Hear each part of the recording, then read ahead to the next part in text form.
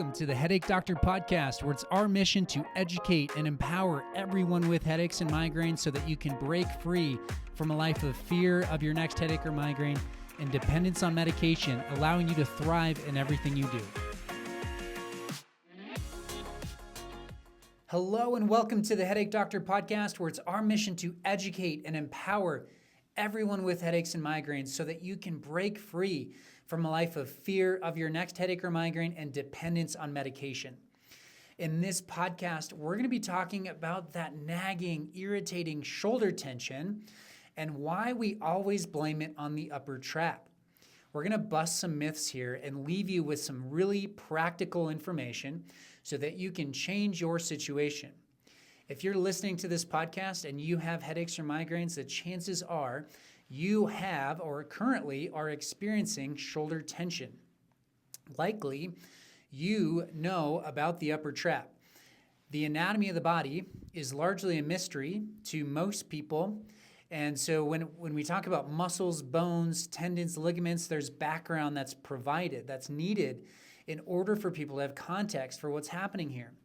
But in large part, and when I say the upper trap, people understand where that is and what its function is. The reason for that is because when we carry shoulder tension, we blame the upper trap. So most people are aware of the upper trap.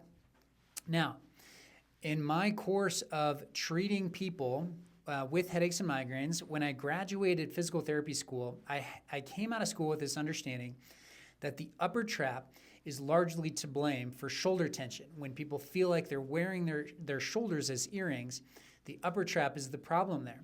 Now, I'll tell you that my mindset has shifted, and I've had a few conversations recently, both with patients and other providers, that's triggered me to say, hey, this is valuable information, and it's sort of novel in how we're looking at this shoulder tension problem, both in the origin of it and then how to treat it, okay? So if we assume the upper trap's the problem, how we treat it is going to look very different than if we peel back the layers and get into potentially another issue here, all right? So that's what we're going to talk about on today's podcast. If you are a physical therapist listening to this, hopefully this is very helpful to guide your clinical practice. But most of my listeners are people that are struggling with headache or migraine symptoms and are trying to find solutions outside of medication. So this is going to be right up your alley. On this podcast, we are focused on finding solutions and providing you with practical things that you can do on a day-to-day basis so that you don't have to feel dependent on medication. In our healthcare system, medication is readily available, and that is what's pushed largely on people that have these symptoms. So let's think outside the box. Okay, so let's ask the question initially, why are we carrying tension in our shoulders? We need to lay the framework for looking at this problem in the first place. And we need to set some of the assumptions that people have aside so that we can enter this conversation on the same page. So when I thought about sort of the two scenarios that people usually connect to their shoulder tension when they're trying to think of why this is happening to them, the first is stress, okay? So you're at work, you have emotional stress, and maybe there's deadlines you need to meet, maybe there's an uncomfortable conversation you have to have, whatever it is. Work can provide stress, and that stress is oftentimes connected to the shoulder tension. Now, shoulder tension increases during the workday, and that's why we blame it on that stress. Now, that's more of a hormonal, emotional type stress, okay? And people are saying that I have stress at work, and it is manifesting itself physically in this shoulder tension that I'm carrying. All right, secondly, the connection between shoulder tension and potentially this idea of I'm just blaming this on my mom and dad. This is genetics. This is just how I function. And for some reason, I just carry my stress here. You've probably heard people say that when they're identifying themselves as someone who just naturally has a higher level of shoulder tension, okay? So why do we do that? Why do we associate tension in the shoulders with hormonal or emotional stress, or even this sort of my body just naturally is catered to this type of presentation. All right? So a few things here. When we're thinking about stress at work, we do know that stress puts us in a state of fight or flight. So when we think about the autonomic nervous system, so that's the part of our brain releasing the hormones that send out signals to the rest of the different systems within our body. And autonomic means it's automatic. You don't necessarily have control. These are things that happen naturally in different scenarios that we put ourselves in. So the autonomic nervous system is either going to tip towards the fight or flight response or the rest and digest response. And so when we refer to stress at work, what we're referring to is our body having more of a fight or flight response, which increases tension throughout our musculoskeletal system. So if you think of fight or flight, what our body is naturally doing is putting us in a state where we're ready to either flee or fight. And that means the tone, the actual tension of our muscles increases. All right, so there's an actual physical manifestation of this hormonal change that we're seeing when we're in a stressful environment. And the trickle-down effect of that is an increase in the tone or the tension through our muscles. So tone just refers to how relaxed or contracted a muscle is. If a muscle is active, meaning the fibers of that muscle are contracted, that's what we call tone. If someone has a neurological impairment, that oftentimes can lead to sort of an improper communication with the muscle. That can lead to increased tone. We would refer to that as increased tone, meaning their muscles don't relax. They just have a resting level of tone. Now, we would experience that in these moments of increased stress leading to this fight or flight response.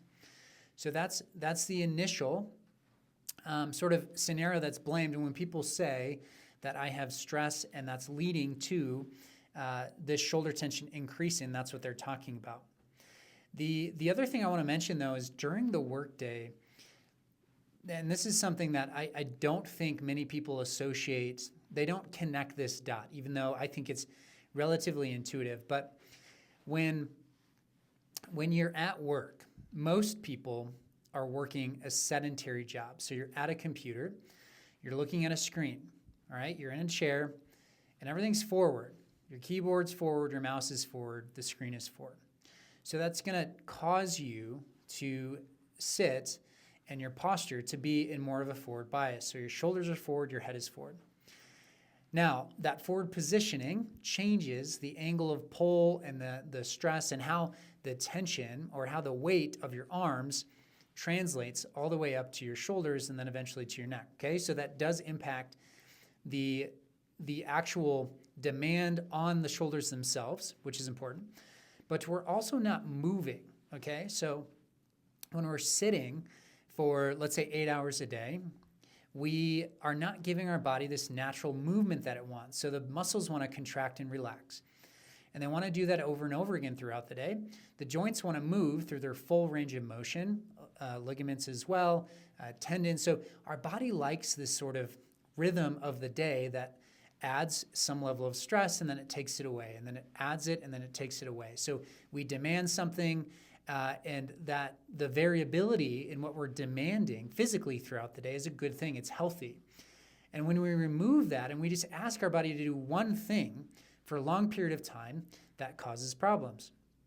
So in this scenario, I think the reason people don't associate just like sitting with increased tension, and they more readily go to the emotional stress increasing tension, I think the reason that's an easier connect for people is because when we sit, we don't associate that with increasing tension in our muscles.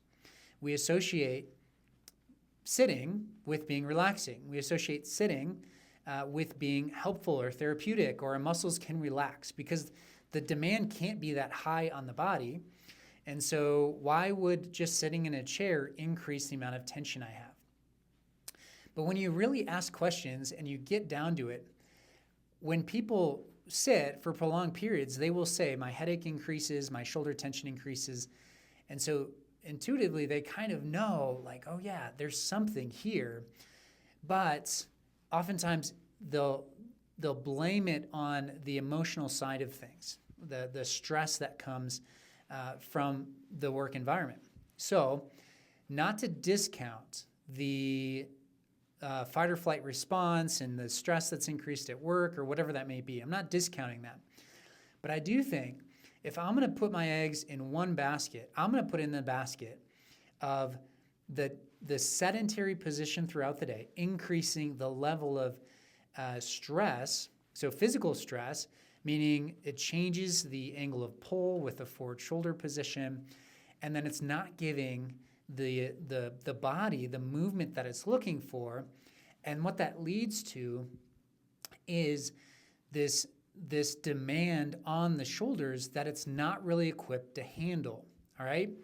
So we have to think differently when we think of like something that would injure our body.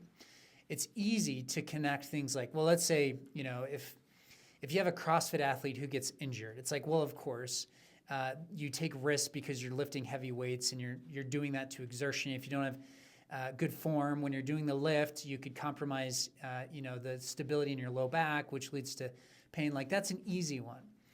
But what's less intuitive? I keep using that word. I'm trying to think of a different one. But what's a harder connection point is this: when you sit, that leading to pain. But by and large, that's the bigger issue when we're dealing with shoulder tension leading to headaches and migraines. So we have to connect those dots. So that's number one. When we're talking about the upper trap and shoulder tension, we are generally talking about someone who is sitting and seeing an increase in tension when they sit. And we need to connect the prolonged sitting, lack of movement, lack of giving the shoulder joint and those muscles that sort of dynamic flow of the day. An absence of that is actually, in some sense, increasing the demand in a way that like your shoulder's not necessarily equipped to just hold one position for 8 hours. And that's the problem. These muscles, this upper trap muscle is mainly type 2 muscle fiber. So type 2 muscle fiber refers to a type of muscle that has strong, powerful, but short-lived contractions. And so these are powerful, fast twitch, meaning sprinters have a lot of type 2 muscle fiber. Whereas endurance athletes would have more of a type 1 muscle fiber, where it's catered to endurance. It's catered towards lower loads over longer periods of time, okay?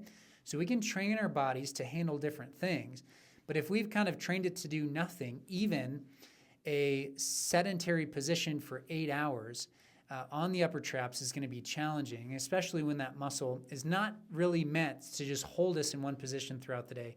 It's meant to be dynamic. So let's talk a little bit about the anatomy of the upper trap, and then I'm going to talk about the levator scapula, and then what we're going to do is start piecing some of this together, all right? So the upper trap is the upper part of the trapezius muscle. The trapezius muscle is comprised of a lower, middle, and upper segment, okay? The upper trap is what sort of provides the definition from our neck down to our shoulder. That's why it's not just a right angle. There's a little bit of a curve that shows the definition of the upper trap itself, okay? So when you're looking at someone and you look from their neck down to their shoulder, you're looking at the upper trap. The upper trap inserts into the base of the skull, so the back side of the head, okay? And then it travels from there down to the upper part of the shoulder blade, kind of along the spine of the scapula is what it's called. And then it even has a little bit of a connection point into the clavicle. So that's all the way to the outside of your shoulder, and then your shoulder blade in the back, okay? So it goes from there to the back of the head. And its primary function is to elevate the shoulder, but also with a little bit of rotation. So think of upward rotation of the shoulder blade, which we won't get into it, but that is important for shoulder function. And the upper trap, a little caveat here, is the upper trap not functioning well actually limits the amount of upward rotation people get when they reach up overhead and can lead to shoulder joint problems down the road. Now, we also have a muscle that has a similar function and it is in a similar area. It's called the levator scapula. Now, the levator scapula originates in the scapula and it inserts into the upper four segments of the neck. Now, this is important because if we're dealing with a neck problem, the upper trap impacts the neck, but ultimately it inserts into the back of the head, okay? And so we want to take into consideration the upper trap for sure. But a more direct connection is actually the levator scapula. Oftentimes when we're working with patients, there's a little knot, not directly in the base of the skull, but if you come down in the fleshy part and just kind of the one or two segments below that, there's a knot right there.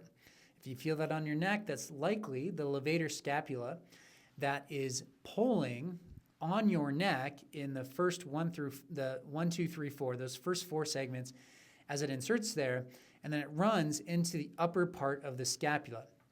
Now, the primary function of the levator scapula is to just elevate the shoulders, okay? Now, if you can see what I'm getting at here, the upper trap, its function is to elevate and rotate, okay? Elevate and upwardly rotate the scapula, whereas the levator scapula, its only job is to elevate, all right? If you're just looking at the size of the muscle itself, the upper trap is a larger muscle, okay? It's more robust. And so the upper trap should be doing most of the work when it comes to stabilizing our shoulder and shoulder function. The levator scapula helps out, but it's kind of a secondary muscle. Now, here's a principle that is true in a lot of different scenarios when we're working on restoring function to the body. What we see is that secondary muscles become sort of like primary muscles because the primary muscles stop doing their job or are too weak or deconditioned to actually meet the demands of the day. And so in this scenario, what we're seeing is the upper trap is deconditioned, okay? So there's knots through the upper trap is not happy, but ultimately it's because it's not able to meet the demands of the day, namely that sort of sitting for prolonged periods and just holding your shoulder up. And so the levator scapula has to kick in. When the levator scapula kicks in, your shoulder elevates, okay? Oftentimes we see this, and you look at a mirror, let's say one shoulder's higher than the other. Almost always, that's going to be your levator scapula that's to blame, not necessarily the upper trap. All right? So, circle back to the beginning of the podcast. We talked initially that what I said was, why do we blame the upper trap? And some of the myths behind that is what we're going to bust. Now, so this is myth number one. We assume the upper trap is the problem. We assume the upper trap needs to be treated. We assume the upper trap needs to be relaxed, okay? Now, some of those statements are true, meaning the upper trap is part of the problem. It's deconditioned. It's not able to meet the demands of the day. But the caveat there is that the levator scapula is missed. And the levator scapula, I think in those statements, should be replacing the upper trap because the levator scapula, its job is elevating the shoulder and it's overactive. It's having to do more work than it wants to. And so the shoulder elevates, and that's where you feel like you're carrying your shoulders as earrings. And so the levator scapula is truly to blame for like the tension and hiking your shoulders up, all right? Now the upper trap is also to blame, but that's because it's deconditioned and weak, all right? So if we're gonna take this information and then lead to a plan of care and say, we're gonna try to help someone that has tension through their upper traps, this is what it looks like. Because if we think the upper trap's the problem, let's not overwork the upper trap because it's already overworked. And so that means we're going to avoid things like shrugs or doing too much work with our shoulders, things like that. And again, there's sort of nuances to this that we're going to flesh out. But one of the things that that people ask all the time is, should I apply heat or ice? And should I just relax? All right. So again, the assumption there is that when the upper trap is to blame, we just need to relax it. We need to put heat or ice on it to get it to calm down. Maybe a massage, things like that, things that actually get the muscle to calm down. Now, if the problem is that the upper trap is deconditioned, though, heat or ice or massage or relaxing those muscles, it may help. It's not to say that those would have no effect, because they may. And you listening to this, if you've tried heat or ice and it's been helpful, that's not to discount what we're talking about here, because applying heat or ice or getting a massage is definitely going to have a benefit. But when we're thinking long term, like you get the massage, you apply heat or ice, but then the next day you sit at the computer 3 to 4 hours in, the tension builds again. Like, how do we prevent that from happening? That's what we really want to get to. And the key there is to actually condition the upper trap, all right? So if we can allow the upper trap to have a higher level of conditioning and function so that it meets the demands of the day, then you're going to be a lot better off, and your tolerance to even sitting will improve. Now, the goal isn't necessarily to just get people to be able to sit for 8 hours a day, because I think we need to infuse movement into that, which is something I think you should be doing. But if we're going to do the best we can, because you don't have the option but to maybe sit at a computer, if we need to combat shoulder tension, instead of stretching and instead of massage and instead of heat or ice, what we're going to do is actually try to condition the shoulders so that they meet the demands of the day. We also want to restore function to the shoulders. So as you move and as you're sitting in your resting position, there is a certain pattern, a movement pattern, where your brain tells certain muscle groups to do a certain job, and if how we function has been disrupted, or if we've learned sort of a bad habit in a sense when it comes to either resting position of our shoulder or even how we move our shoulder, if our shoulder's not stable when we're reaching for things or carrying things throughout the day, that's a problem. And so we want to restore function to the shoulder. We want to make sure the big muscles do the big jobs and the little muscles do the little jobs. The muscles intended for posture are doing their job, and the muscles that are intended to allow us to reach up overhead or carry heavy things, that they're doing their job. So all those things we want to make sure are there. And again, that's a process of conditioning. The other thing we want to look at is we want to think posture, and we want to think, what does the mid-back look like? Oftentimes when we have patients that carry a lot of stress and tension through their upper traps and through the levator scapula, what we're seeing is that they have kind of a flat mid-back, and their shoulders are tipped forward, and they have a little bit of winging in their shoulder blades. And so to correct that, we want to get people kind of breathing through the mid or upper part of their back. We want to restore that curvature through the mid-back, and so the neck and the shoulders are a lot happier because you are now resting in a more neutral position. All right, so that's our approach. Now, all of that seems like I'm sure it's helpful to understand. I want to go another layer deeper and give you something practical here. So shrugs are an exercise that I would say most physical therapists, if you tell them you have shoulder tension, they're not going to give you shrugs. I like shrugs, but I like a variation of shrugs, so with an angle, so 30 to 45 degree angle. And if we can do that with lightweight, meaning like 5 or less pounds, maybe even no weight, depending on where you're at, and we just have our arms out to the side and we shrug straight up and down. If that's shaky, if it feels kind of unnatural, like you're trying to force your shoulders to do something they're not really comfortable with or used to doing, that's a good thing. It means that you're teaching your body how to move in a more proper pattern, okay? The reason you have an angle with your arms out to the side is that you're getting your upper trap to engage. Remember how I said the levator scapula just lifts up and the upper trap does upward lift and then upward rotation. we want to utilize that upward rotation. And ultimately, the goal is to get the upper trap to do its job, to be conditioned to do its job, so that the levator scapula can calm down, all right? That your shoulders can take a break.